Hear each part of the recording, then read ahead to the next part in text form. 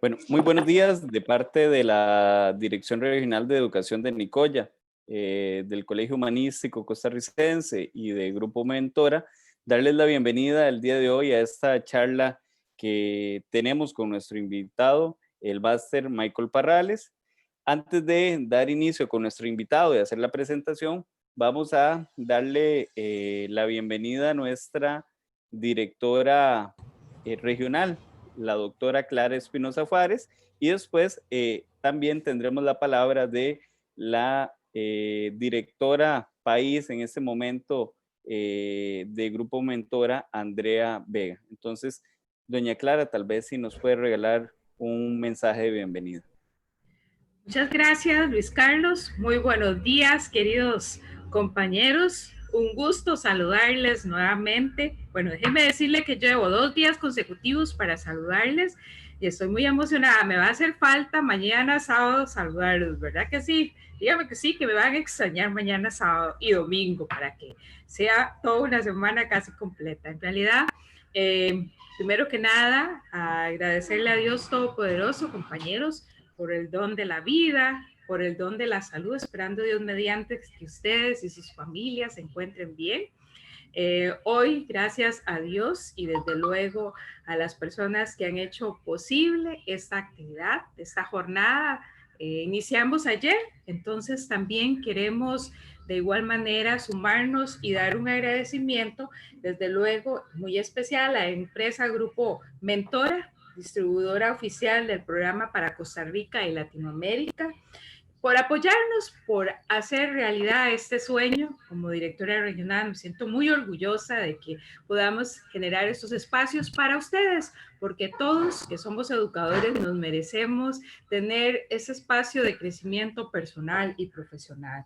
Desde luego, agradecer a la directora Andreita. Muchas gracias, Andreita, de todo corazón por ese apoyo que usted nos está brindando con estos expositores de primera línea. Ayer tuvimos al compañero Emilio, al doctor Emilio, Emilio Torres, quien nos estuvo con nosotros y nos brindó insumos valiosos. Me siento muy satisfecha que muchos me han llamado, me han escrito en el chat para decirme, excelente estuvo la actividad de ayer. Y bueno, hoy, sin lugar a dudas, cerramos esta semana con broche de oro y tenemos la participación del máster Michael Parrales, a quien también le damos la bienvenida y agradecimiento porque sabemos que todos esos insumos valiosos que usted nos va a brindar serán de mucho provecho personal y profesional, ¿verdad? Entonces, agradecerles desde luego. También agradecerle al Colegio Humanístico, a la Universidad Nacional y desde luego a quien hoy es nuestro, al igual que ayer, es nuestro conductor, al compañero Luis Carlos. Muchísimas gracias y que también pues quiero aprovechar, compañeros, yo sé que Luis Carlos no va a estar de acuerdo, pero como directora regional me siento muy orgullosa de comentarles que nuestro Colegio Humanístico acaba de lograr por tercera vez el título del Grupo Mentora.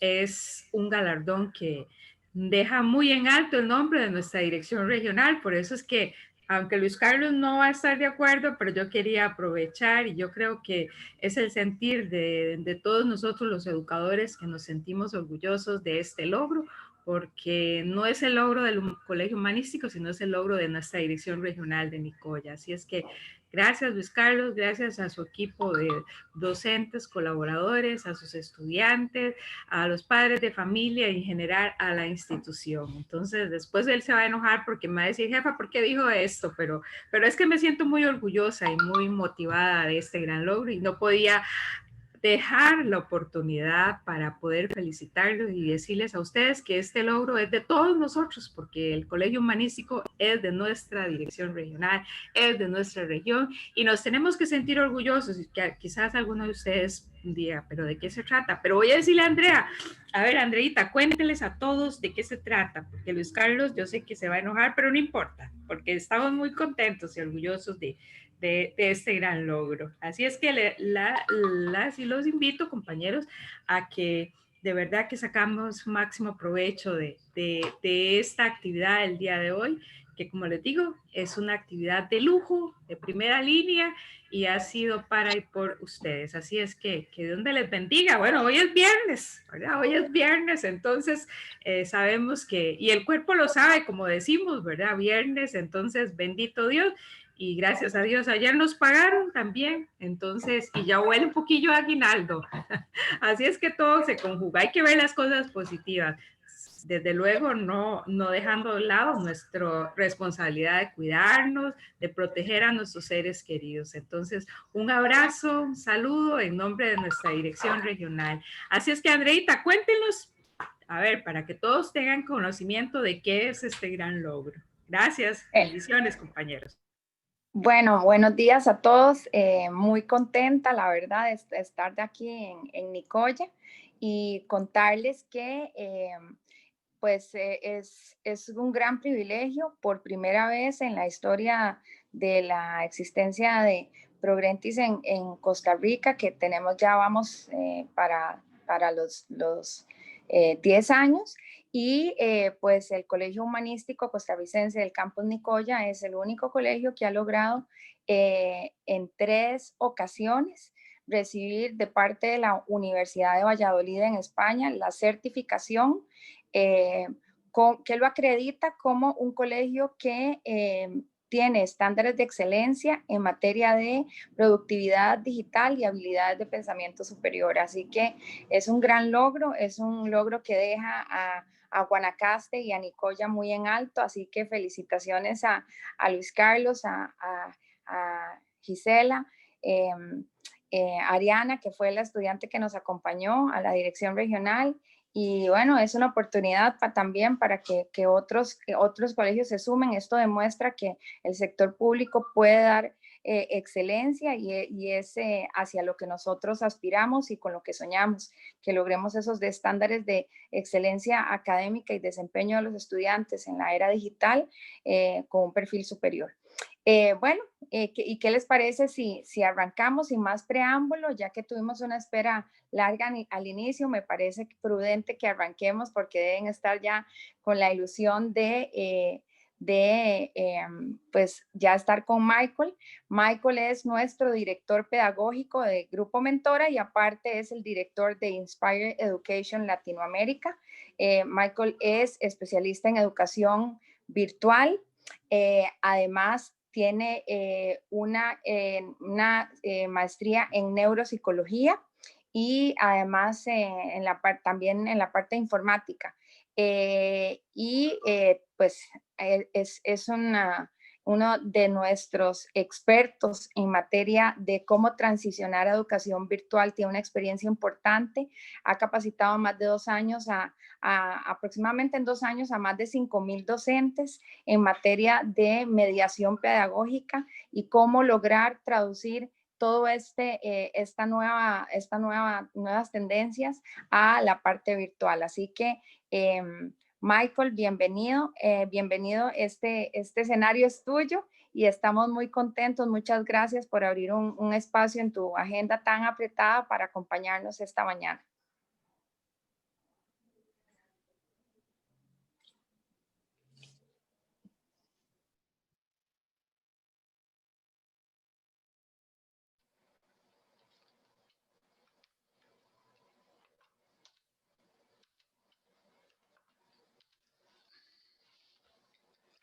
Bueno, buenos días. Espero que sí me escuchen bien. No podía desmutearme.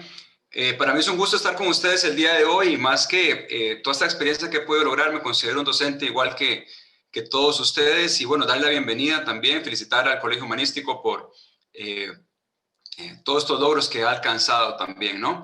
Y bueno, el día de hoy vamos a tocar un tema importante que tiene que ver con un poco del diseño, un poco entender también lo que estamos haciendo y por qué lo hacemos y pues avanzar un poco en esta línea.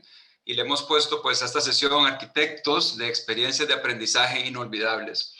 Y arrancamos un poco, vean qué interesante cómo ha pasado el tiempo, ya estamos cerrando el 2020, ya cercanos al 2021 y todos de nosotros, toda la economía ha parado por este tema de la pandemia, hemos visto cómo las diferentes dinámicas del mundo han cambiado radicalmente Y en alguna medida dijeron, bueno, ustedes docentes también van a parar la educación, y nosotros dijimos, no señor, la educación no se detiene, nos vamos a acoplar, nos vamos a reinventar. Y yo quiero felicitarles a todos ustedes primeramente por todo el esfuerzo que han hecho, por todo este cambio, flexibilidad cognitiva que han tenido también para llevar esto adelante, porque sí es cierto que mucha gente quizás pensó que no se iba a poder lograr, y vean hasta dónde hemos llegado ya cerrando el 2020 con muchos éxitos, con muchas experiencias, con mucho aprendizaje también, y quiero pues felicitarles, y bueno, ya preparándonos también un poco para el 2021 a lo que va a ser probablemente una nueva normalidad,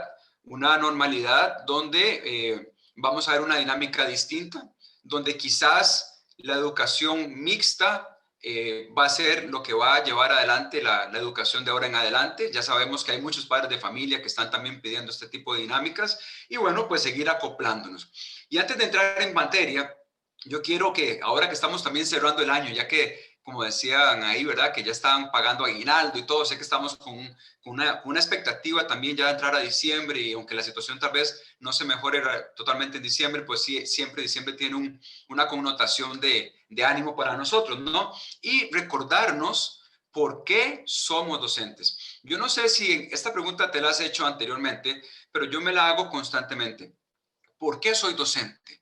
¿Por qué soy docente? Y me la hago constantemente porque yo necesito tener este tipo de reflexión y metacognición que me ayude a seguir adelante en las diferentes dinámicas que están pasando. Mira todo lo que ha sucedido este año, y nosotros debemos interiorizar y preguntarnos por qué soy docente. Quiero que vean este video que nos va a recordar mucho de la misión que tenemos. Espero que lo escuchen bien. Vamos. Todo está muy bien. Puedes irte. Chao. ¿Profesora Gómez?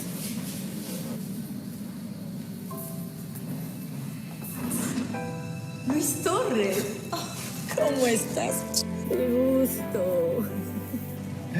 Venía a darle las gracias. Usted me enseñó a leer. Me dedicó el tiempo que necesitaba. Me enseñó con cariño. Yo le dije que quería ser inventor para cambiar el mundo, ¿recuerda? Claro que me acuerdo. ¿Y ya eres inventor? No. ¿Eres médico? No.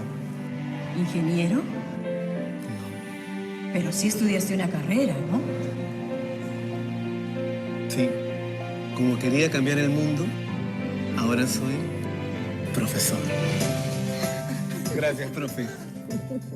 Bueno, y qué importante esto recordarnos, ¿verdad? Porque cuando preguntamos por qué soy docente, esta descripción de este video es extraordinaria, porque queremos cambiar el mundo. De hecho, tenemos en nuestras manos el privilegio y la responsabilidad enorme de educar a centenares, si no miles de estudiantes que pasan por nuestras aulas. Es una responsabilidad que tenemos, pero es un privilegio también que Dios nos ha dado. Y en ese sentido, cuando estamos hablando del impacto que podemos tener en los estudiantes para cambiar el mundo, pues obviamente tenemos que nosotros entender cómo está la dinámica del mundo. Tenemos que ver con la lupa que ven los estudiantes y prepararles a ellos para el futuro.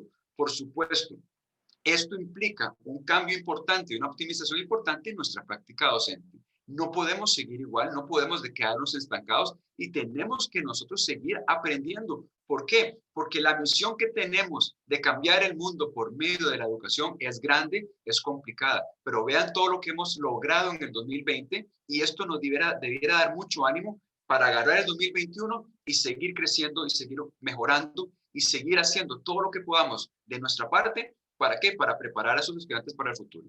Vean lo que dijo Richard Riley, exsecretario de Educación de los Estados Unidos, y es algo que tiene que ver mucho con nuestra práctica docente.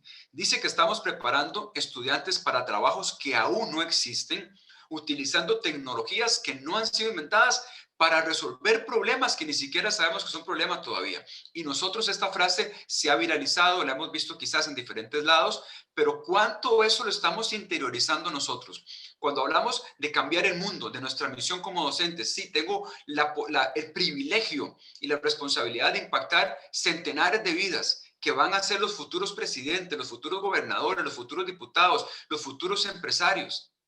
Y que tengo esa oportunidad, pues yo tengo que pensar, no solamente pensar, sino actuar conforme a esto. ¿Por qué? Porque los estudiantes que tenemos actualmente, cuando salgan del colegio, van a trabajar en cosas que ni siquiera existen todavía. Miren en los últimos 30 años el crecimiento tan abismal en profesiones y especializaciones que hay. De hecho, hay más profesiones que carreras universitarias en este momento.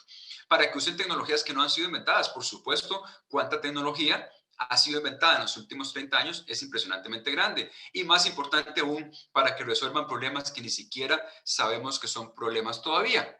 Y vean qué interesante, quiero mostrarles algo que me gusta mucho a nivel docente.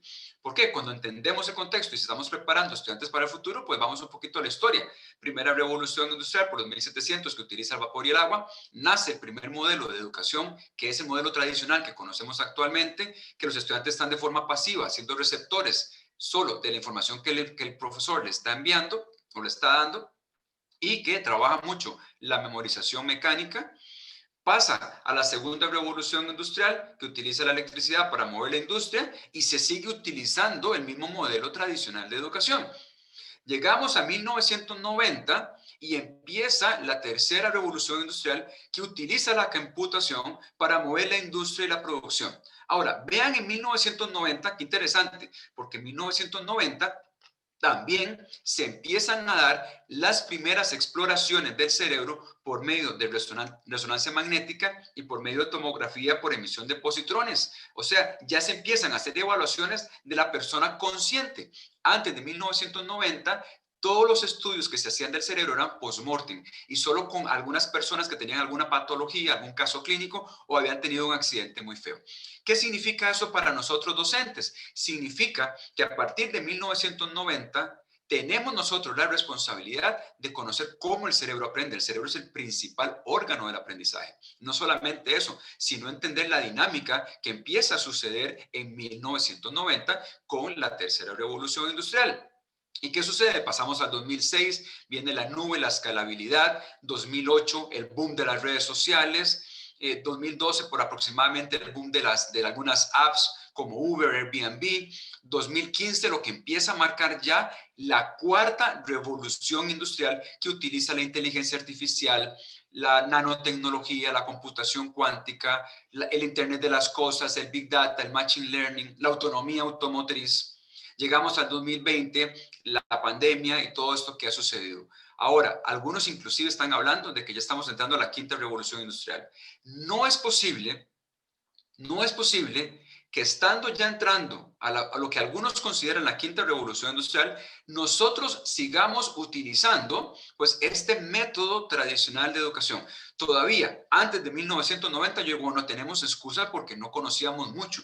Al día de hoy, pues ya conocemos bastante cómo el cerebro funciona. No solamente eso, sino que conocemos que este modelo tradicional que se enfoca en esta memorización mecánica, la memoria que se utiliza o que se trabaja es la memoria a corto plazo o mediano plazo. Por eso salen miles de estudiantes de nuestros colegios que no se acuerdan de absolutamente nada, y más triste aún, que no pueden aplicar ni conocimiento en algo de la vida real, ni han desarrollado tampoco destrezas. En ese sentido, vamos a llamar a nuestro amigo Albert Einstein, que dijo una vez: la educación no es el aprendizaje de hechos, sino entrenar la mente para pensar. Mira qué interesante, porque cuando Albert Einstein dijo esto, todo el mundo le dijo: Albert, estás loco, ¿cómo se te ocurre decir semejante cosa? Yo sé que sos muy inteligente, que sos muy, tenés unas ideas así, pero qué locura. Toda la educación está basada en el aprendizaje de hechos. Este pensamiento todavía existe para muchos, que piensan que la educación es aprender hechos. Sin embargo, lo que Albert Einstein dice o dijo es completamente cierto. No solamente en el contexto de que sabemos que el aprender hechos ya ni siquiera es algo relevante o tan relevante en este momento, porque los estudiantes están conectados y pueden accesar toda la información y los datos que quieran, sino que sabemos también que la mente hay que entrenarla para pensar, porque el cerebro no piensa por defecto. Y cuando hablamos de aprendizaje de hechos, pues tenemos que entender que todos nuestros estudiantes están con acceso a toda la información que quieran al alcance de sus manos. No es como nosotros cuando estábamos en el colegio, que en mi caso particular tenía que ir a la Biblioteca Nacional, y lo más divertido de ir a la Biblioteca Nacional era agarrarse para el cementerio y llegar hasta allá, ¿no? Pero uno no podía extraer muchos datos, no podía hacer realmente mucha investigación. Llegaba a la clase, y ¿qué sucede? Que cuando llegaba a la clase y nos quedamos con lo que la profesora decía, básicamente. Ahora, cuando estamos hablando de todo este contexto, tenemos que entender la dinámica que está pasando también a nivel mundial, porque repito, estamos preparando a nuestros estudiantes para el futuro. Si nosotros tenemos de misión cambiar el mundo por medio de la educación, no podemos obviar la dinámica mundial que estamos pasando. Ahora, ¿qué sucede? Todo se nos ha dicho desde que estamos pequeños, tienes que tener un título para ser alguien, tienes que ir a la universidad para ser alguien, y tenemos estudiantes que son 25 años, que no están trabajando, que están en la casa de sus papás sin generar nada productivo hasta que se gradúan. Y vean qué interesante, porque creen que ya el título les va a dar un buen puesto, les va a dar un buen salario, pero las grandes empresas a nivel mundial y que cada vez se suman más, nos han dicho a nosotros como docentes, mira docente, para un momento. El hecho de que tu estudiante tenga 100 corrido en las notas no significa que aprendió. El hecho de que tu estudiante tenga un título no significa competencia. Jack Ma, el gran empresario chino, que es de los más billonarios del mundo, una vez le preguntaron, Jack, ¿para qué sirve el título universitario? ¿Cómo ves el título universitario? Y él dijo, el título universitario solamente me sirve para saber cuánto la persona gastó en la universidad. ¡Wow! Cuando escuchamos a un empresario del volumen y el quilataje de Jack Ma decir algo así, pues por supuesto nosotros tenemos que poner las barbas en remojo y pensar qué es lo que está sucediendo y qué estas grandes empresas están pidiendo de los prospectos y cómo nosotros podemos formar estudiantes que sean competentes con cualquier estudiante del mundo. Porque cuando nuestros estudiantes salgan del colegio, no van a competir con sus compañeros del barrio o el vecindario. Van a competir por medio de la globalización con estudiantes de todas partes del mundo y no podemos obviar eso. Entonces, cuando vemos esto a nivel macro, bueno, preguntémosle al Foro Económico Mundial. Foro Económico Mundial, ¿cuáles son las top 10 habilidades que yo como docente tengo que estar preocupado por mis estudiantes? Vean que en el 2020 la resolución de problemas complejos es la más importante y resolver problemas complejos tiene que ver con el desarrollo de la inteligencia. Cuando entendemos la inteligencia como los grandes gurús de la educación nos enseñan, o sea, como este conjunto de habilidades, técnicas y competencias o destrezas que le permiten a una persona resolver problemas, pues obviamente todo proyecto de innovación educativa va a pasar por ahí.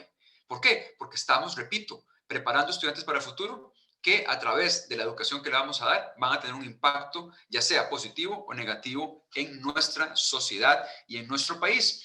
Entonces, la resolución de problemas complejos, pensamiento crítico, creatividad, gestión de personal, coordinación con otras personas, inteligencia emocional, considerada la madre de las inteligencias, toma de decisiones, orientación de servicios, negociación y flexibilidad cognitiva. Ahora, mis queridos docentes que están conectados el día de hoy, ¿a dónde un estudiante va a desarrollar esas habilidades? Pues obviamente en la escuela y en el colegio, porque cuando llegue a la universidad es muy difícil que los docentes se encarguen de formar esto en ellos. Estas habilidades las desarrollamos en la escuela y el colegio y tenemos hoy también el privilegio de contar con soluciones educativas como Progrentis que nos ayudan enormemente a llevar esto adelante.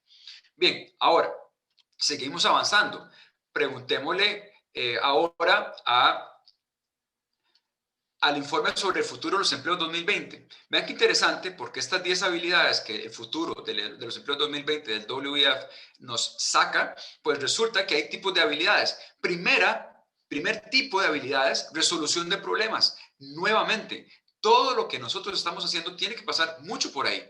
Luego, autogestión, trabajar con gente que tiene que ver con toda la parte actitudinal, uso y desarrollo de tecnología.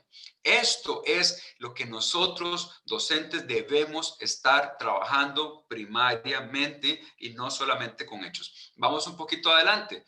Proyecto ATC 21S, donde se unen una serie de empresas enormes como Microsoft, Cisco, IBM y otras, y nos definen las competencias del siglo XXI. Y vean qué interesante el efecto que está sucediendo.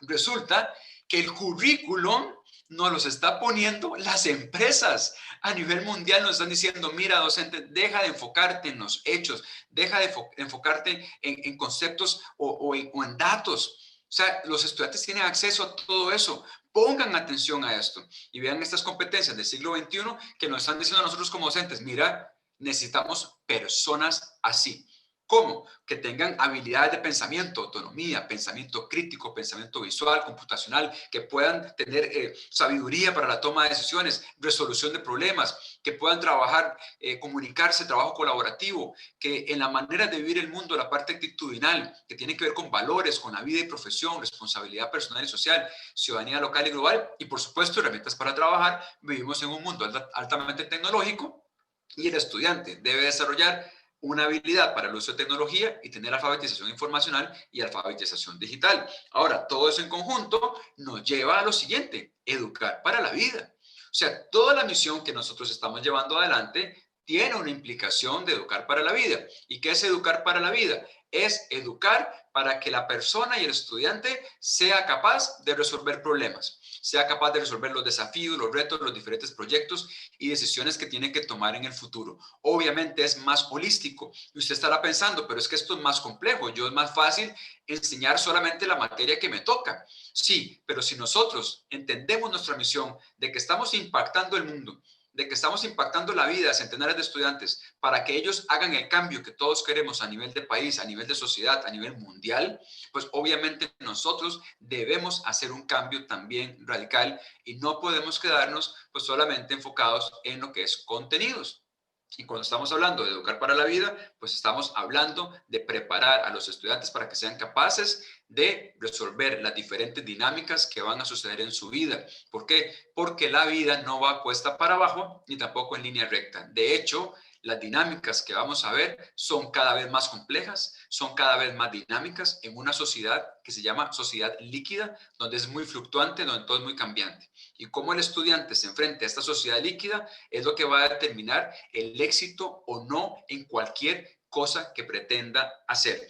Y obviamente, ninguno de nosotros pues quiere estudiantes que salgan de nuestros colegios y se vean en un laberinto que no saben ni para dónde agarrar. ¿Ok? Ninguno de nosotros quiere eso. No puede ser posible que estemos sacando miles de estudiantes que por una metodología inadecuada no se acuerden de prácticamente nada, y no solamente eso, sino que no tengan ninguna destreza esencial del siglo XXI.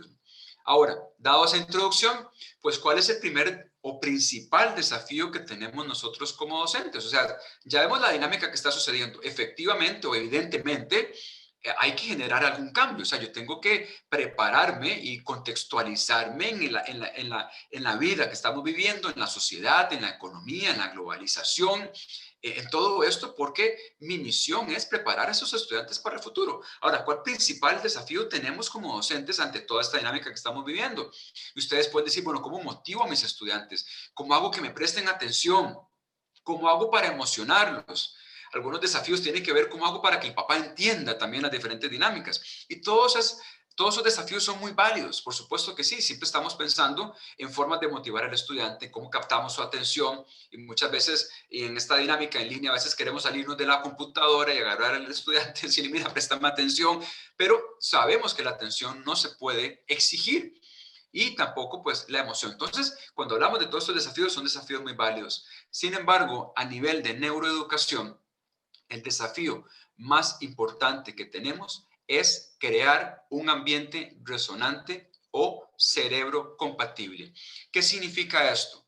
Que nosotros debemos preparar y formar a los estudiantes para que se sientan en un ambiente seguro, para que se sientan amados, respetados, valorados, que se sientan parte de y que se sientan seguros.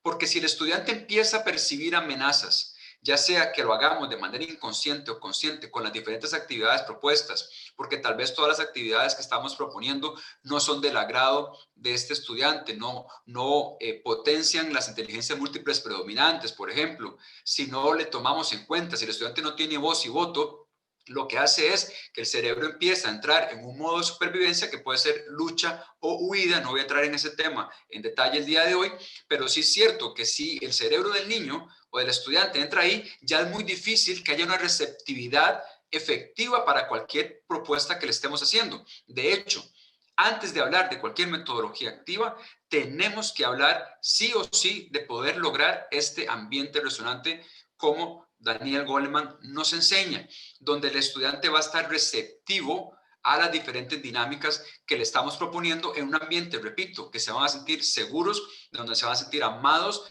respetados, valorados y parte de. Nosotros no podemos ser como un robot que solo transmite contenido. Tenemos que amar no solamente nuestra profesión, pero amar también a nuestros estudiantes y demostrarles ese amor, ese aprecio y ese respeto de múltiples maneras. ¿Por qué? Porque la educación que deja huella realmente es la que pasa no de cabeza a cabeza, sino de corazón a corazón, como Howard G. Hendricks lo dijo. O sea, la enseñanza que deja huella es esa, no es la que pasa de cabeza a cabeza, sino de corazón a corazón.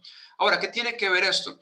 Ustedes se acordarán, si yo les preguntara de cuál profesor ustedes se acuerdan del colegio, de la escuela, yo estoy seguro que va a ser aquella profesora, aquel profesor que dio siempre la milla extra, aquel que se preocupó por usted, aquel que en un momento difícil dijo, aquí estoy para ayudarte, aquí está mi hombro si necesitas llorar, aquí están mis brazos para abrazarte si necesitas un abrazo, ¿sí o no?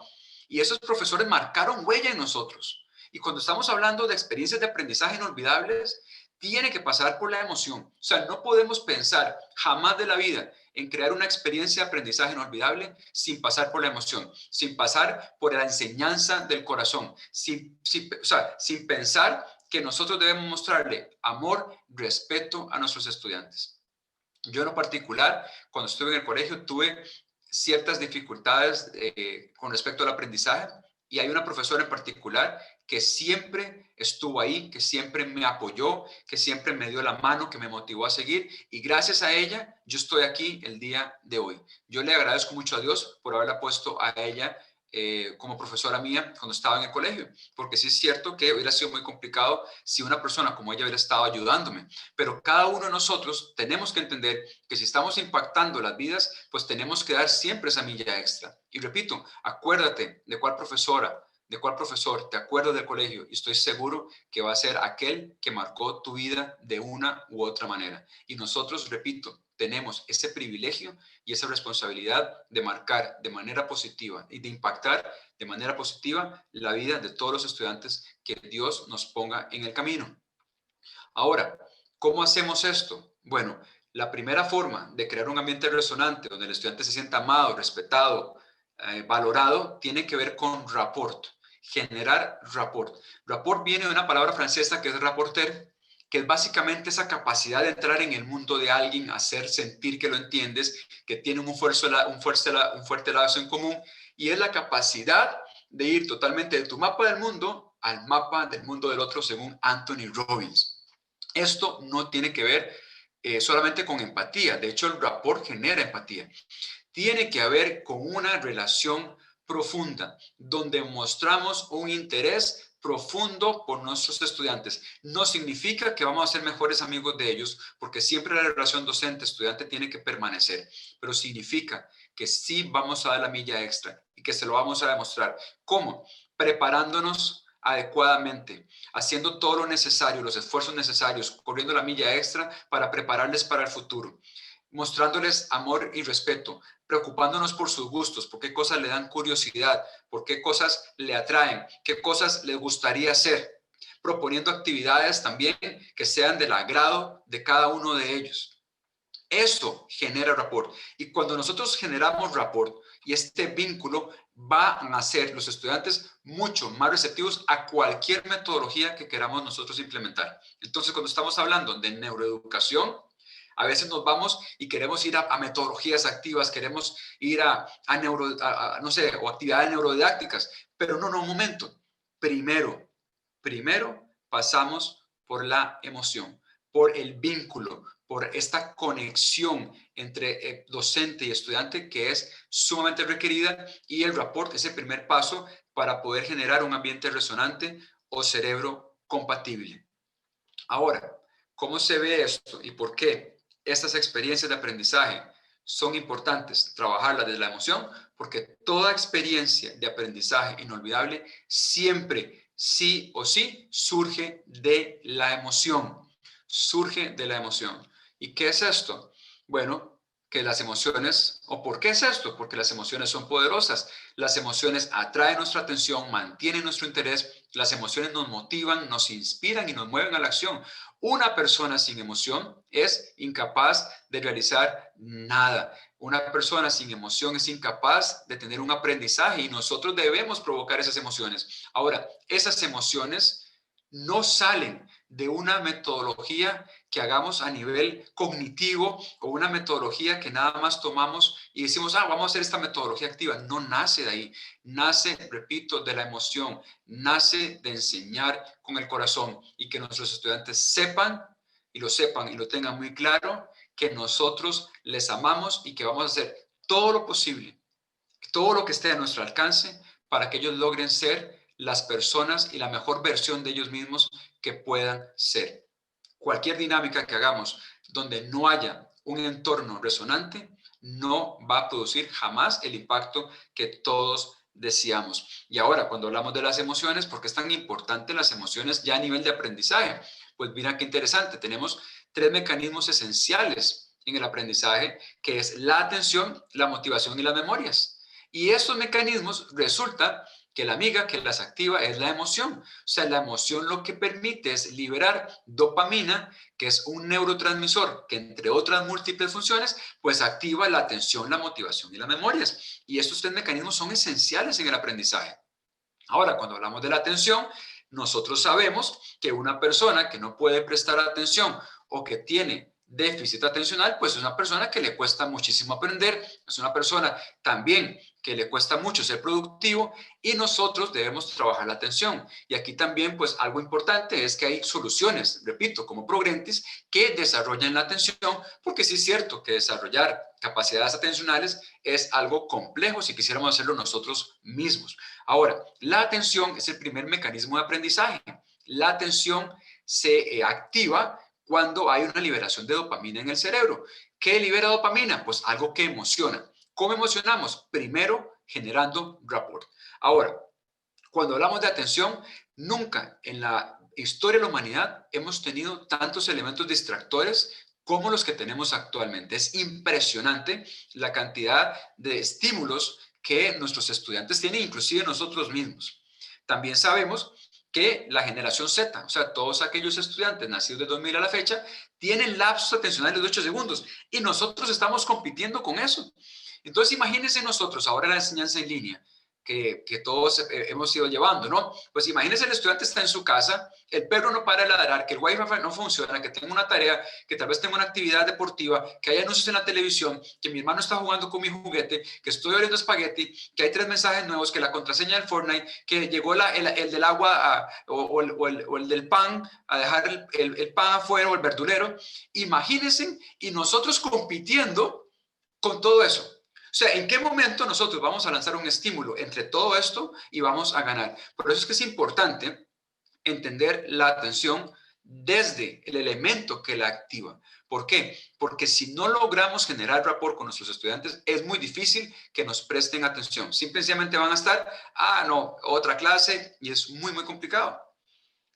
Ahora, ¿qué hacemos? Vean qué interesante. La curva de atención de Gibbs, a mí me encanta mucho esta curva de atención porque nos da a nosotros también un parámetro importante. Aquí estamos hablando un poquito ya más de algo pedagógico. Resulta que es un promedio de atención, ¿no? Vean que la atención más alta está en los primeros 5 minutos. Estos 5 minutos son clave para nosotros, tanto en la enseñanza en línea como en la enseñanza presencial. Estos minutos no son para pasar lista, no son para hacer cosas que no tienen, digamos, o sea, para generar una conversación, no.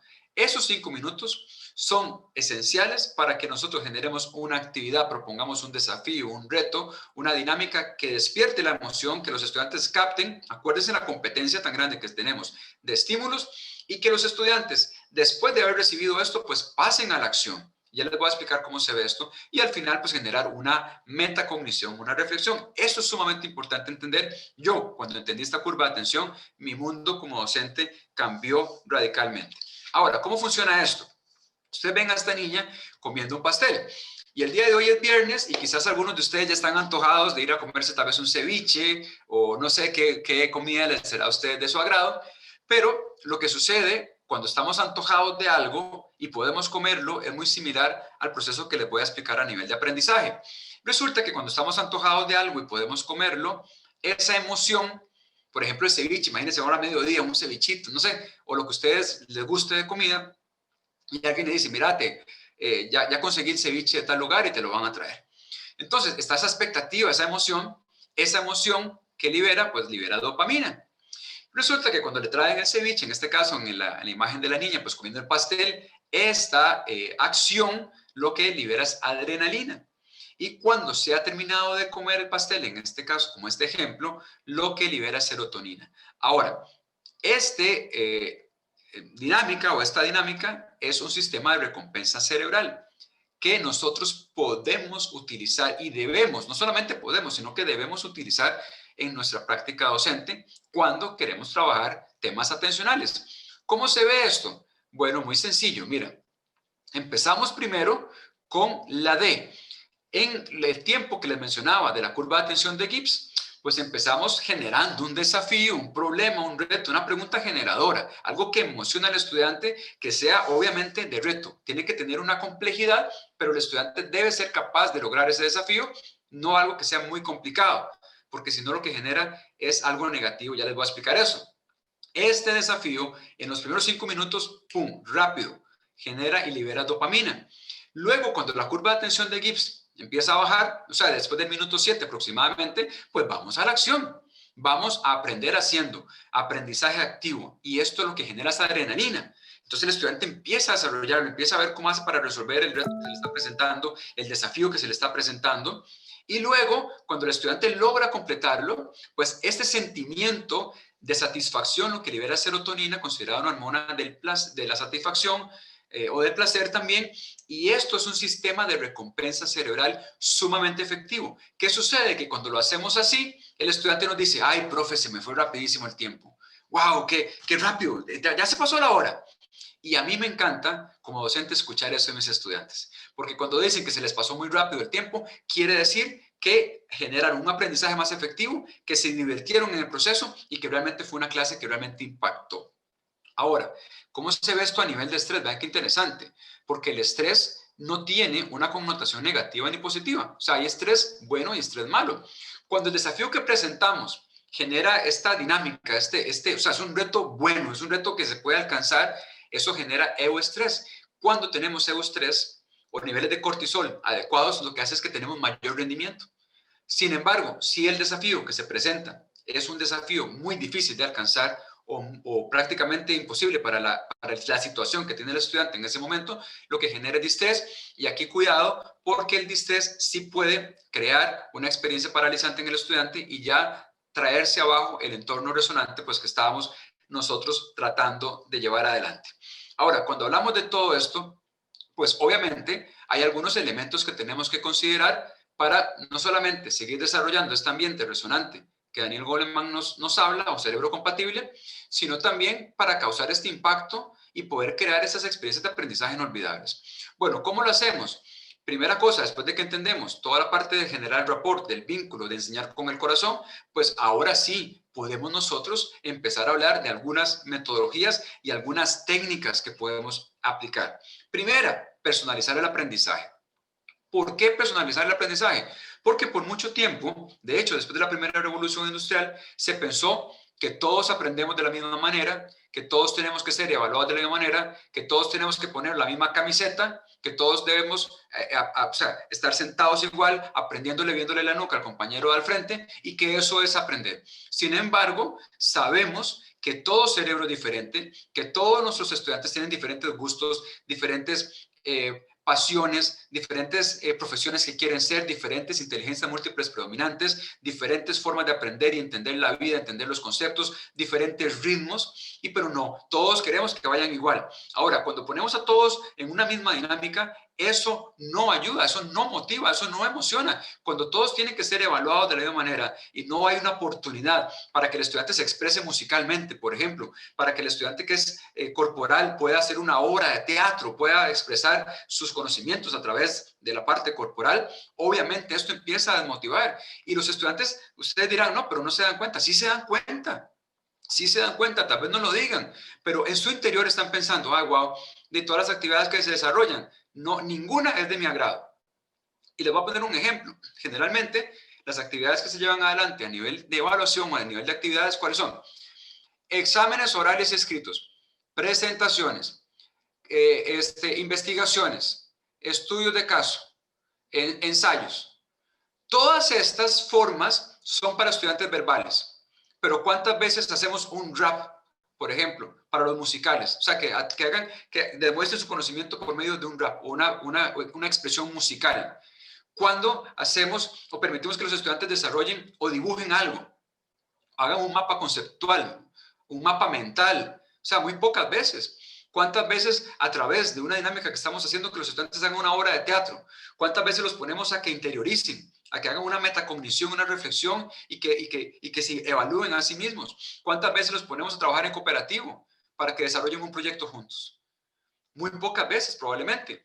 ¿Por qué? Porque es muy sencillo hacer un examen para todos. Es muy sencillo, pero repito, si nuestra misión es cambiar el mundo por medio de la educación, no podemos ver las cosas nada más de manera sencilla, no podemos quedarnos en esa zona de confort, tenemos que dar la milla extra, porque nuestra profesión lo demanda y lo requiere. Cuando hablamos de personalizar el aprendizaje, significa que vamos a hacer diferentes actividades para que los estudiantes, dependiendo de sus gustos, su forma de aprender, sus inteligencias múltiples predominantes, su contexto cultural, social, familiar, sean incluidos y que ningún estudiante se sienta aparte, porque muchas veces hablamos de que tenemos escuelas inclusivas porque recibimos estudiantes de diferentes contextos sociales, económicos e inclusive de salud, pero cuando van a la clase se va o se tira todo por la borda. ¿Por qué? Porque todas las actividades que se proponen son solamente para estudiantes verbales o estudiantes lógico-matemáticos y los demás, y lo siento mucho. Eso no es inclusión. Segundo punto, sumamente importante, que tiene que ver con una diferencia radical y marcada con la escuela tradicional. La escuela tradicional promueve la competencia entre los estudiantes. La neuroeducación promueve la competencia individual. ¿Por qué? Porque resulta que cuando estamos en el colegio, yo no sé si a ustedes les pasó esto, se premia a los mejores estudiantes, ¿verdad? Y se hace un cuadro de honor y se premia y se hace hasta un evento para premiar a esos estudiantes. Ahora, ¿quiénes son esos estudiantes que generalmente ganan estos premios?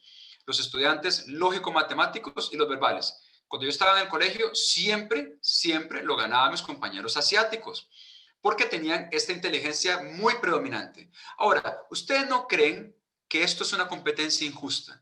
Yo tenía compañeros extraordinarios en música, compañeros extraordinarios en arte, compañeras extraordinarias también en danza, en folclore, en la parte artística. ¿Cuándo se premiaron ellos? Nunca. Ahora, cuando estamos hablando de un ambiente resonante y empezamos a hacer competencias de este tipo, ¿cómo creen que se van a sentir los estudiantes? Es como que nosotros pongamos a competir a Rafael Nadal contra Cristiano Ronaldo en tenis. Ah, sí, son excelentes deportistas, pero cada quien a lo suyo, ¿no? Ahora, ¿qué promueve la neuroeducación? La competencia individual. ¿Qué significa esto? Que la persona logre ser lo mejor de sí mismo. O sea, que dé lo mejor de sí mismo respetando su individualidad, respetando su personalidad, respetando sus habilidades, sus destrezas, sus gustos, sus pasiones y que pueda ser la mejor persona que pueda ser. No importa quién, o sea, no es una competencia contra los demás. Es cómo logramos que ellos sean cada vez mejores ellos mismos. O sea, una competencia con ellos mismos. Este tipo de competencias sí emociona y sí motiva, porque ya no tenemos la carga, o los estudiantes no tienen la carga de que tengo que ver cómo hago para competir con mis compañeros asiáticos en una inteligencia que no es la que yo tengo más predominante. Que dicho sea de paso, es una competencia, a mi parecer, injusta. ¿Ok? Y si vamos a premiar estudiantes, pues premiemos a todos. A los musicales, a los artísticos, a los sinestésicos corporales, a los intrapersonales, a los interpersonales, a los naturalistas, a todos. O sea, no los dejemos por de lado. O sea, realmente no podemos seguir pensando que este tipo de competencia de la escuela tradicional genera alguna emoción o sea efectivo. Tercer punto, sumamente relevante y que tiene que ver con la segunda ley de la neurociencia, que es la ley de la supervivencia, es que contextualicemos los contenidos. Yo no sé si a ustedes les ha pasado, a mí me pasó mucho, pero y me pasa ahorita como papá.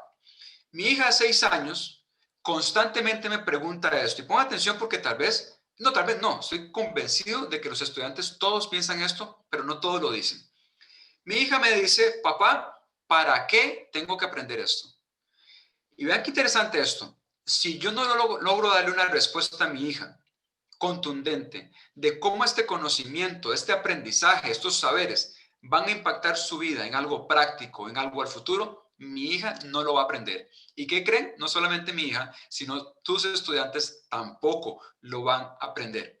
Repito, como lo dije anteriormente, ¿cuántos de nosotros salimos del colegio y cuánto nos acordábamos después de que salimos del colegio de las cosas que vimos? ¿Por qué? Porque no hay una contextualización. ¿Cuántos de ustedes se preguntaron, ¿para qué tengo que saberme la fecha de nacimiento del primer presidente de Costa Rica?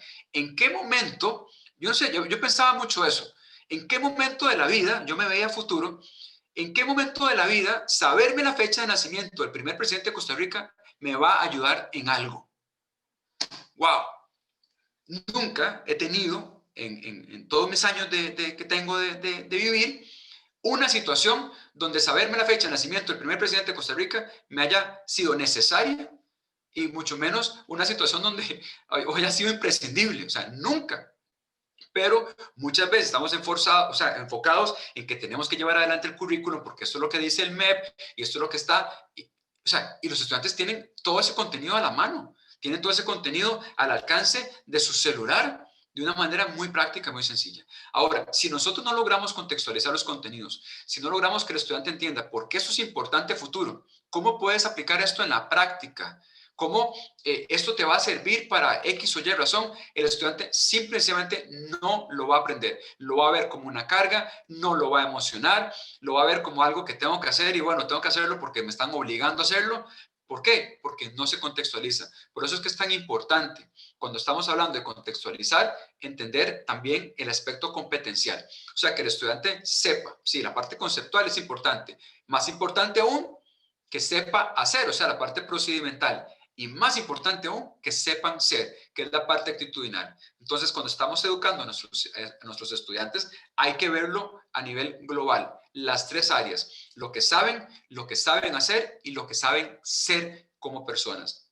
Repito, si no se contextualizan los contenidos, el estudiante y el cerebro del estudiante simple y sencillamente no los va a aprender. Quizás van a ponerlos en un examen, quizás van a sacar 100 en el examen, pero rápidamente eso lo van a olvidar porque el cerebro entiende que no es práctico, que no es algo que necesito a futuro. Ya les voy a explicar esto a nivel de la memoria, cómo funciona, y el cerebro simple y sencillamente lo desecha. La cuarta, aprender haciendo. Esto es tan elemental, pero no sé por qué nos cuesta tanto llevar esto a la práctica. Todo ser humano aprende primordialmente haciendo. Primera ley de la neurociencia. Tenemos que entender que nuestros estudiantes, para aprender realmente, para que podamos generar una experiencia de aprendizaje inolvidable, ellos tienen que ensuciarse las manos, tienen que palpar, tienen que oler, tienen que ensuciarse, tienen que sentir, tienen que hacer. O sea, cualquier aprendizaje que nosotros hagamos, pongámoslo a hacer, pongámoslo que lo hagan en la práctica.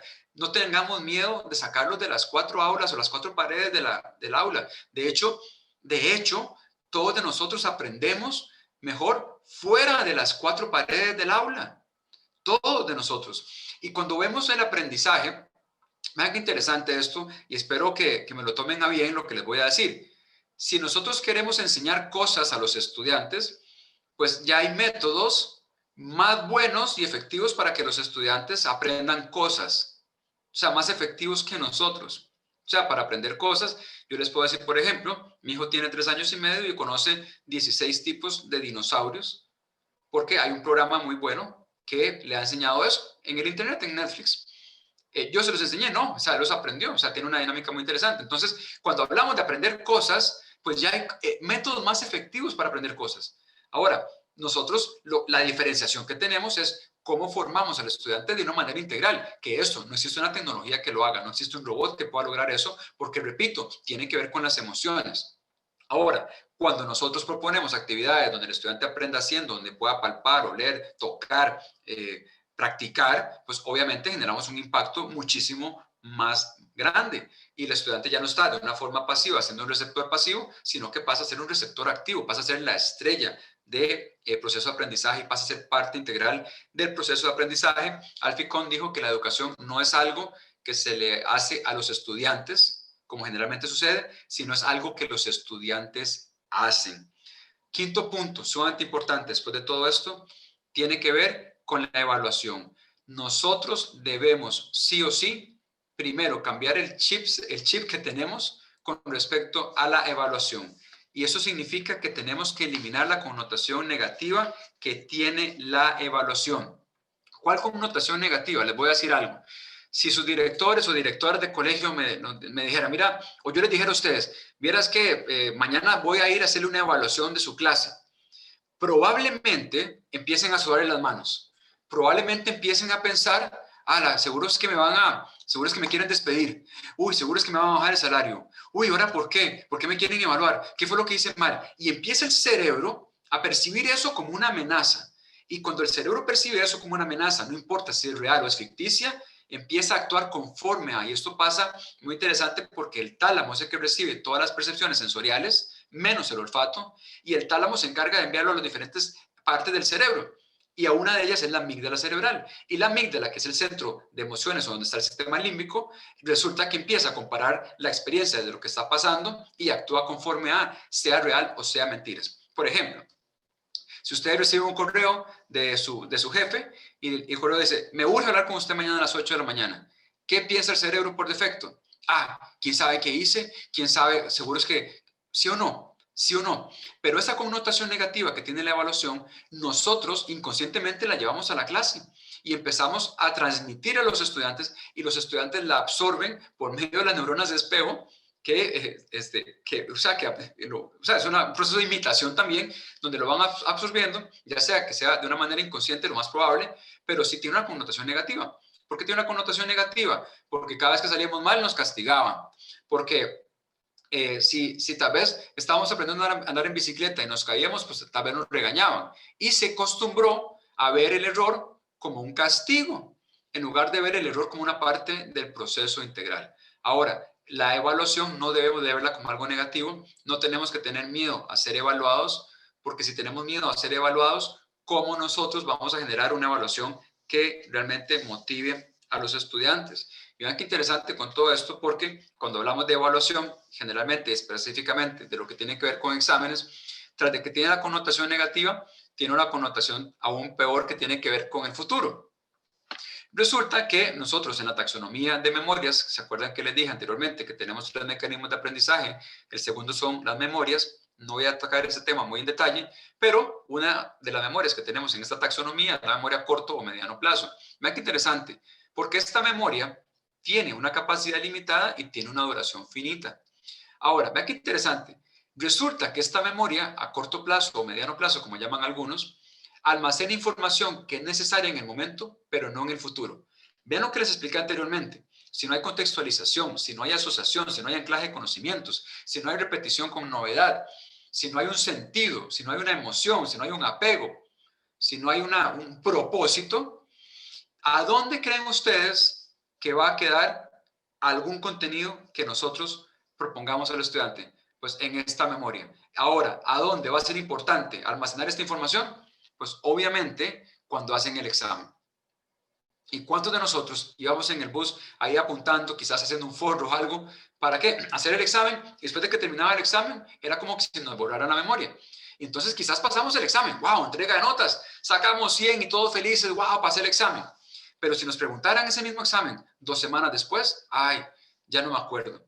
Y nosotros hemos hecho pruebas de este tipo, donde en diferentes tiempos hemos hecho el mismo examen y los estudiantes empiezan a olvidar. Estudiantes que sacaron 100, a las 2 semanas sacan un 70, a un mes sacan 50 y a 2 meses van por un 40. ¿Qué tiene que ver esto? No es una falta de capacidad del estudiante. Tiene que ver con la metodología que se utilizó, que solamente permitió o trabajó la memoria a corto plazo, que almacena la información en el momento que lo necesita. ¿Cuándo? Cuando se hace el examen. Después el cerebro descarta porque entiende que no lo necesita para el futuro y lo descarta. Por eso, tristemente, hoy tenemos miles de miles de estudiantes que salen de los colegios, que no saben absolutamente nada, que no se acuerdan de nada y más triste aún, cuando no han podido desarrollar ninguna habilidad y destreza del siglo XXI, que repito, es nuestra responsabilidad llevar adelante y formar en ellos. Ahora, la evaluación, cuando hablamos a nivel integral, hablamos a nivel genuino, evaluamos para motivar a los estudiantes a dar lo mejor de sí mismos. No calificamos para ponerle una etiqueta al estudiante, para juzgar, para que los papás lo regañen. No es ese tipo de evaluación la que es cerebro compatible. Este tipo de evaluación tiene una connotación negativa, tiene un efecto negativo en los estudiantes y cuando hablamos de evaluación, nosotros tenemos que preguntarnos, ¿es la evaluación que estoy dando motivante para el estudiante? O sea, ¿la evaluación que le estoy dando está ayudando al estudiante a ser mejor cada día o no? Y si no lo estamos haciendo, debemos cambiar. O sea, tenemos que hacer el cambio y empezar a preguntarnos, bueno, ¿cómo evalúo de manera que motiva al estudiante? Y obviamente, cuando hablamos del contexto de evaluación, la función de la evaluación primero es motivar. Luego diagnosticar, retroalimentar y pronosticar. Esas son las 4 funciones que tenemos en la evaluación. ¿Qué significa eso? Que obviamente la evaluación formativa pues viene a ser más importante, porque la evaluación formativa es la que nos permite eso, es la que nos permite diagnosticar los procesos, es la que nos permite dar retroalimentación efectiva al estudiante. ¿Por qué? Porque queremos que el estudiante sea lo mejor de sí mismo y entendemos que la evaluación a la hora de que podemos medir es lo que nos permite también mejorar. Pero si el estudiante está viendo la calificación como un juicio, como algo que me van a etiquetar, como algo que me van a castigar, pues ¿cómo vamos a generar un impacto significativo en ellos? ¿Cómo vamos a crear una experiencia de aprendizaje inolvidable con una connotación negativa de este tipo? Simplemente no se puede. Y en esta evaluación debemos de entender que nuestros estudiantes todos van a hacer diferentes cosas y nosotros debemos ayudarles a encontrar sus pasiones, a encontrar sus talentos, a encontrar su gusto, que no se nos salgan del colegio y que no saben ni qué estudiar o que están buscando solamente carreras que supuestamente dejan más dinero. Esto no tiene sentido realmente, porque al final de cuentas pueden estudiar la carrera y van a estar infelices, no van a poder amar su profesión. Y tenemos que entender que nuestros estudiantes tienen una serie de gustos, de diversidad, de inteligencias múltiples predominantes que van a diferente ritmo y eso está bien. Esa diversidad está bien.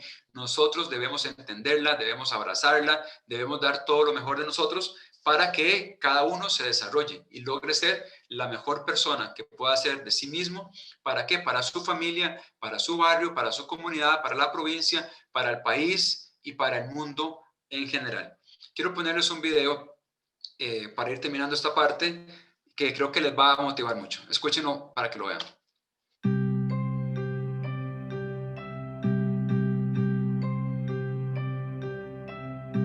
I am who I am. I am who I am. I am who I am. I am who I am because I had a great teacher.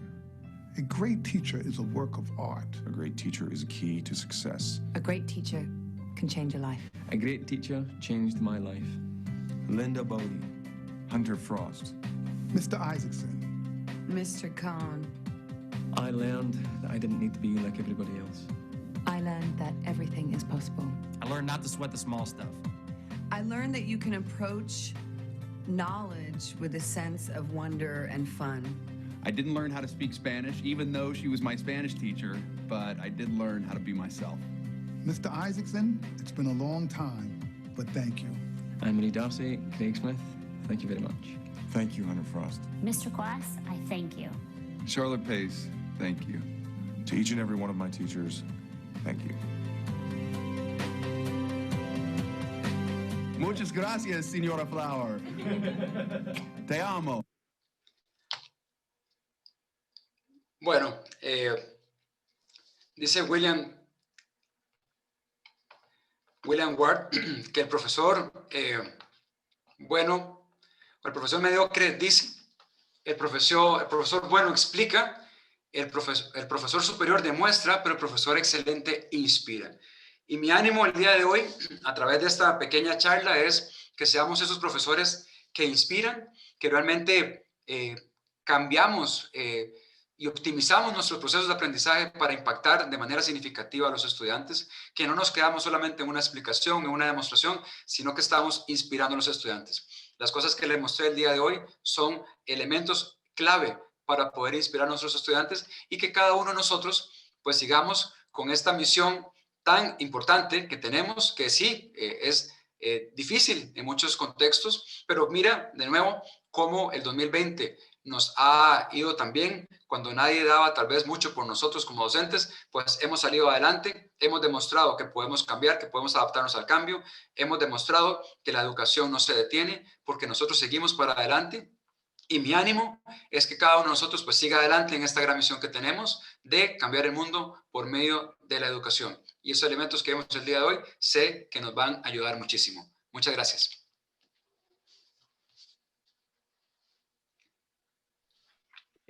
Agradecerte, Michael, de verdad que son palabras que lo inspiran y que de verdad nos dan esa luz de esperanza o este rayito de esperanza para poder cambiar las cosas y sobre todo en nuestra región y poder seguir continuando educando a estas generaciones y sobre todo en tiempos tan difíciles como los que vienen y todo lo que ha tenido el cuerpo docente que adaptarse a estas nuevas realidades. Tal vez, Michael, podemos abrir un espacio tal vez de consultas. Las personas que tengan gusto de hacer alguna consulta podrían hacerla a través del chat. Tengo una por acá arriba que de don William Méndez Cruz del Liceo San Francisco. ¿Cómo nos hacemos especialistas en provocar emociones asertivas? ¿Nos prepararán en psicología? Mira, buena pregunta. Creo que la forma principal, o sea, de inicio, es que nosotros entendamos la misión que tenemos como docentes y que nosotros realmente tengamos una pasión genuina por lo que hacemos y por nuestros estudiantes. Cuando tenemos esa pasión genuina, no estamos hablando tanto de la parte, digamos, de psicología como hacer algo adrede, o sea, tiene que nacer de nuestro corazón, de nuestros intereses, de nuestra pasión. Y eso los estudiantes lo notan. ¿Qué sucede muchas veces? Que tristemente creo yo que hay muchos docentes o algunos docentes que son docentes, digamos, de profesión, o sea, que ven esto como un trabajo. Por eso decía al inicio, nosotros como profesores, docentes, no podemos ver esto como un trabajo solamente, porque estamos impactando vidas. De hecho, la profesión docente para mí es la más importante de todas porque es la que forma todas las demás. De hecho, toda profesión nace del acompañamiento, de lo que un docente está generando, ¿no? Entonces, en ese sentido, creo que es primero interiorizar, o sea, preguntarnos, por eso arranqué esta charla el día de hoy, bueno, ¿por qué soy docente? Entonces, cuando yo entiendo por qué soy docente, porque tengo una misión, porque tengo esta pasión por educar, porque estoy realmente con un deseo grande de cambiar el mundo por medio de la educación, pues obviamente todo va a cambiar y ya yo voy a poder generar este rapport que decía anteriormente también con mis estudiantes. Y cuando yo genero ese tipo de vínculo, todo lo demás es mucho más sencillo, porque ya el cerebro del estudiante va a estar en un ambiente resonante, cerebro compatible, y cualquier otra actividad que sea propuesta, pues ellos lo van a ver con mucho más agrado y mayor receptividad. Pero repito, todo nace de enseñar con el corazón, totalmente. De ahí parte todo. No podemos hablar, repito, de alguna metodología sin antes interiorizar, o sea, por qué somos docentes y también pues expresar este cariño y amor a nuestros estudiantes. Y yo les repito, ¿cuántos profesores ustedes se acuerdan del colegio y de la escuela? Estoy seguro que van a ser aquellos que dieron la milla extra por cada uno de ustedes, como mi caso particular. Bueno, acá tenemos una consulta un comentario que me parece que es también muy interesante. Michael dice, es complejo actualmente. ¿Cómo competir con la adrenalina de los videojuegos? Sobre todo cuando son chicos sin límites en casa que pasan jugando horas. Y viendo cuando vos hacías una diapositiva, lo de la contraseña del Fortnite me causó mucha gracia porque es totalmente cierto. Sí, no, y es que lo decía también anteriormente, porque la competencia que tenemos nosotros es impresionantemente grande. Ahora, cuando estamos educando tenemos que entender que hay una parte que le toca a la familia también. Aquí el binomio familia-escuela es sumamente crítico, ¿no? Y sí es cierto que hay algunos juegos que inclusive son dañinos a nivel de mental, ¿no? Y acá pues creo que es mucho también educar a los padres de familia para que no estén enviciados con eso. Pero sí es cierto que cuando estamos compitiendo con Fortnite, tenemos que ser muy, muy astutos pues para ganarle a eso, ¿no? En ese sentido, repito, generar rapport, empezar a personalizar el aprendizaje, a contextualizarlo, a que aprendan haciendo, y esto va a generar este cambio. Si no hacemos estos diferentes puntos que les expliqué, o sea, que puse hoy, es muy difícil porque el estudiante no lo va a ver como algo importante. O sea, si no lo logra contextualizar, el cerebro no lo va a aprender. Simple y sencillamente, si no logramos personalizar, eso no es de mi gusto. Si no logramos generar este rapport, mucho menos. Si no logramos evaluar de manera genuina, el estudiante lo va a ver como una carga, lo va a ver como algo que tiene que ser obligado y que lo hace solamente para satisfacer y complacer a alguien más y no por algo que le agrade y que sea productivo. Y obviamente cuando estamos compitiendo con juegos de ese tipo, pues lograr esto es un reto grande, pero se logra a través, repito, de estas 5 áreas principales o 6 áreas principales que mostré el día de hoy. Sí, muy importante, Michael. También tenemos también otro comentario que dice aquí: para motivarnos constantemente, recordemos siempre ese alumno que nos marcó y tratemos que cada vez sea más que sean más en los que dejamos un recuerdo positivo. Se siente tan lindo cuando a pesar de los años te encuentras alumnos que te recuerdan con cariño. Doña Milagros Jiménez Pérez hacía el comentario. Sí, no, sin duda alguna. Imagínense que es ver a un estudiante 30 años después, como el primer video que les mostré, y que lleguen a decirnos cosas, algo así, que nos digan, o sea, solo que lleguen y nos digan gracias. Wow, para mí eso es un sentimiento impresionante. Trato pues de que sea así en mi caso particular. Yo sé que cada uno de ustedes también anhelan pues ver eso, ¿no? Ver a sus estudiantes siendo profesionales, siendo personas de bien, con valores altos, con integridad, y que podamos, o sea, que ellos puedan decir también, como yo dije hoy de mi profesora, decirle gracias por ayudarme tanto, por cambiar mi vida, por darme la oportunidad cuando tal vez a otros no me la estaban dando. Y vean todo lo que ha pasado, todo lo que ha logrado, inclusive en mi caso particular de trabajar en educación, cuando no era considerado un estudiante, digamos, como muy bueno. Pero eso tiene que ver, repito, con una profesora que realmente dio su milla extra y realmente logró impactar mi vida cuando yo estaba joven. Y así cada uno de nosotros va a lograrlo con los diferentes estudiantes que Dios nos permite educar. Tal vez para ir haciendo un cierre, darle primero una palabra, bueno, unas palabras de mensaje de cierre a doña Clara, nuestra directora regional, y luego a Andrea por todo eso, y cerraríamos con tal vez un último comentario tuyo, Michael, para ya el cierre de la actividad y agradecerte por este espacio y esta charla tan motivadora y de verdad que le llena a uno de esperanza. Y que tantas personas estén conectadas, porque hoy tenemos 354 personas conectadas y eso significa que estamos llegando a 350 docentes de la dirección regional que puedan pensar en generar ese cambio. Entonces le damos el espacio a doña Clara, tal vez para su mensaje de cierre.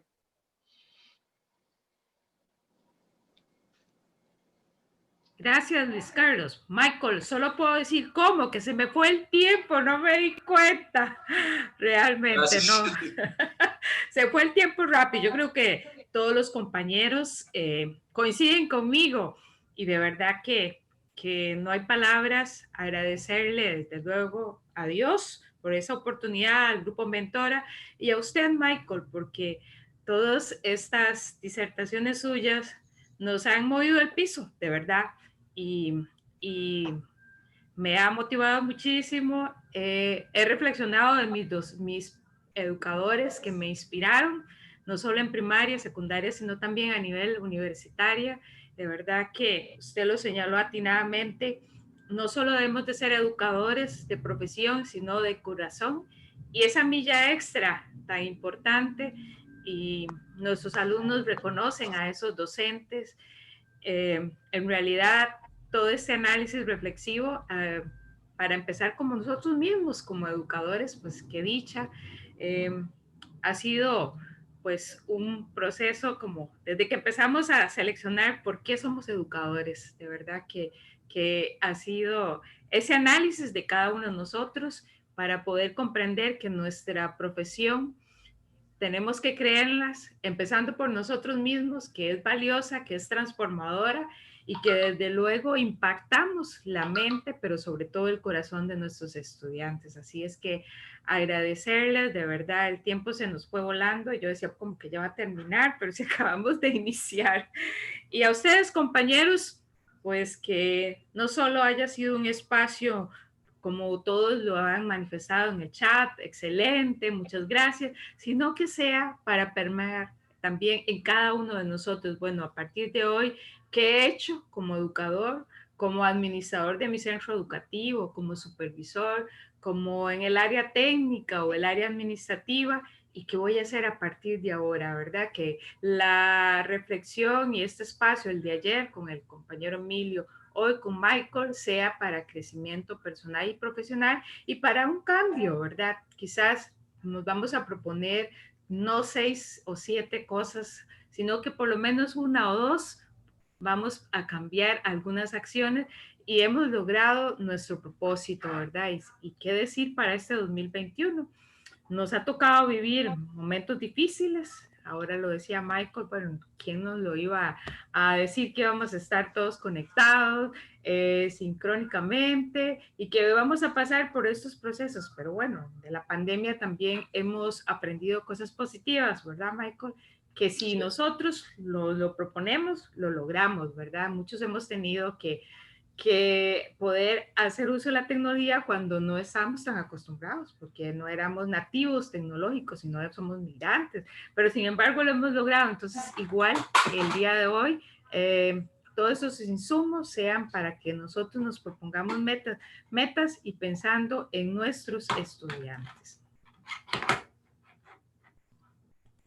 Y Andrea. Bueno, de mi parte, y para cerrar, pues agradecerles a Nicoya, a la vicealcaldesa, a doña Clara desde la dirección regional, a Luis Carlos, por supuesto, enhorabuena de nuevo. Y quería cerrar con una pequeña reflexión muy interesante que llegó a mis manos, que dice que el 14% de la población mundial luego de esta pandemia debe reinventarse. Así que pensando en eso, busquemos dentro de nosotros esa gota, por decirlo de alguna forma, de dopamina y adrenalina que nos inyecte nuevas formas de nueva energía para enfrentar este 2021 de una manera diferente, orientados hacia lograr que el aprendizaje significativo de cada uno de nuestros estudiantes, aunque suene algo loco y que aunque se salga de nuestros propios paradigmas, demos esa milla extra y convirtámonos en ese profesor memorable a donde esté, a Miss Jenny, a George, a Miss Ilia, a todos donde estén, pues les mando un abrazo porque fueron los que marcaron mi vida. Así que, Michael, excepcional como siempre tu charla. Gracias. Y bueno, para cerrar, despedimos con un mensaje de cierre de nuestro invitado de lujo del día de hoy.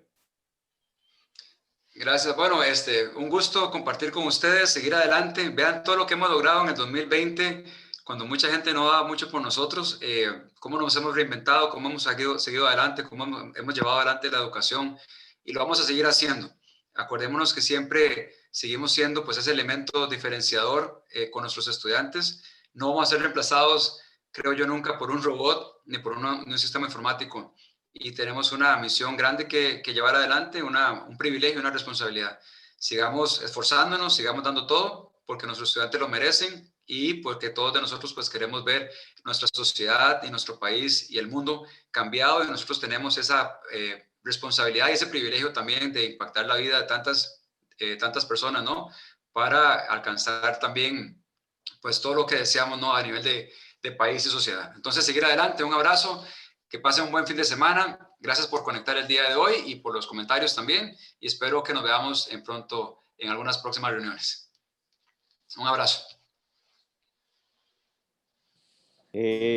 Muchísimas gracias. Despedimos esta actividad de parte de la Dirección Regional de Nicoya, del Grupo Mentora y del Colegio Humanístico. Agradecerles, desearles un feliz fin de semana largo Las grabaciones que muchos han estado preguntando, se las vamos a estar enviando los links a través del correo electrónico desde la Dirección Regional de Nicoya, y pueden seguirlos a través de la página de YouTube, Grupo Mentora Progrentis, que va a estar en el canal de ellos. Entonces pueden seguirlos a partir del día lunes, van a estar las 2 charlas que hemos tenido esta semana. De nuestra parte, desearles nuevamente ese feliz fin de semana, un éxito para todos y un gusto, y nos estamos volviendo a ver. Y por esto damos cerrado la fase de capacitaciones o de charlas de la Dirección Regional de Educación de Nicoya. Muchas gracias. Con mucho gusto. Hasta luego.